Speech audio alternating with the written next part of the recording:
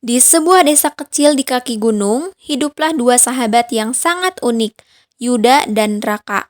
Mereka dikenal bukan hanya karena persahabatannya yang kuat, tapi juga karena cara komunikasi mereka yang tidak biasa. Mereka berbicara lewat sandi khusus yang hanya mereka berdua yang tahu. Awal mula persahabatan mereka bermula sejak kelas 5 SD. Yuda adalah anak yang pendiam dan lebih suka menyendiri. Sementara Raka penuh energi dan selalu bisa menarik perhatian banyak orang. Tapi di balik perbedaan itu, keduanya sama-sama memiliki rasa penasaran yang besar. Suatu hari, saat hujan deras mengguyur desa mereka, Yuda yang senang bereksperimen tiba-tiba mendapatkan ide untuk membuat bahasa sandi. Dia mendatangi Raka di halaman belakang sekolah yang sepi, dan dengan penuh semangat, mengajak Raka membuat rahasia kecil mereka sendiri. Aku punya ide, gimana kalau kita bikin bahasa sendiri? Kata Yuda dengan mata berbinar. Bahasa sendiri, supaya apa? Raka mengernyitkan dahi tapi tampak tertarik. Supaya cuma kita yang tahu. Ini kayak bahasa rahasia, jadi kita bisa ngobrol tanpa ada yang ngerti. Jawab Yuda sambil tersenyum misterius. Setelah itu, mereka berdua mulai mengembangkan sandi yang unik.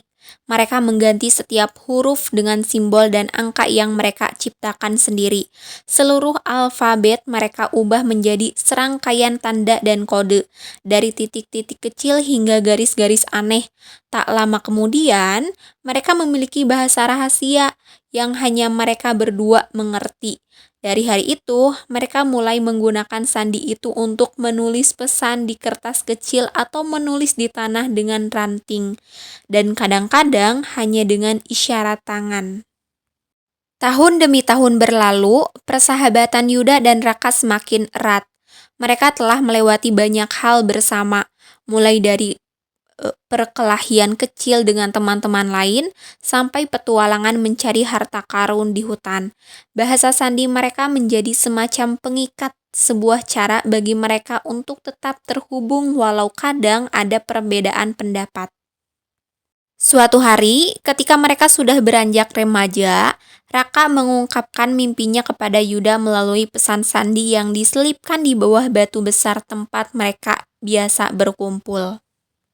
Aku ingin pergi jauh, Yud. Aku ingin melihat kota besar, mengejar cita-citaku, tulisnya dalam bahasa sandi mereka. Yuda terdiam saat membaca pesan itu. Dia tahu ini berarti mereka harus berpisah, tapi bukannya merasa sedih, dia malah bangga. Yuda menulis kembali pesan untuk Raka di bawah batu itu. Pergilah, kejar mimpimu, tapi jangan pernah lupa kode rahasia kita. Kalau kamu butuh aku, tulis saja pesan ini dimanapun, aku pasti akan tahu. Raka tersenyum saat membaca balasan Yuda, lalu memeluk sahabatnya erat-erat. Itulah pertemuan terakhir mereka sebelum Raka pergi meninggalkan desa. Tahun demi tahun berlalu lagi. Yuda menetap di desa itu, melanjutkan hidup sebagai pemuda yang bekerja di ladang. Meski persahabatannya dengan Raka hanya tersisa kenangan dan beberapa kertas kecil penuh kode yang masih ia simpan, Yuda merasa bahagia. Setiap kali dia merindukan Raka, dia akan menulis sebuah pesan sandi di batu besar itu, berharap suatu saat Raka akan kembali dan membaca pesan-pesan itu. Hingga pada suatu sore, ketika matahari hampir tenggelam di balik bukit, Yuda mendapati sebuah pesan sandi baru tertulis di batu itu. Pesan itu berbunyi, Yud, aku kembali di kota besar, banyak hal terjadi, tapi aku tak pernah lupa kode kita. Yuda merasakan kehangatan mengalir di dadanya. Dia menatap ke arah jalan setapak yang menghubungkan desa mereka dengan dunia luar, dan di sana, dari kejauhan, Raka melambai padanya. Mereka bertemu lagi, dua sahabat yang selalu terikat oleh bahasa rahasia yang hanya mereka yang tahu. Meski waktu dan jarak memisahkan, kode sandi persahabatan mereka tetap menjadi jembatan yang tak pernah hilang.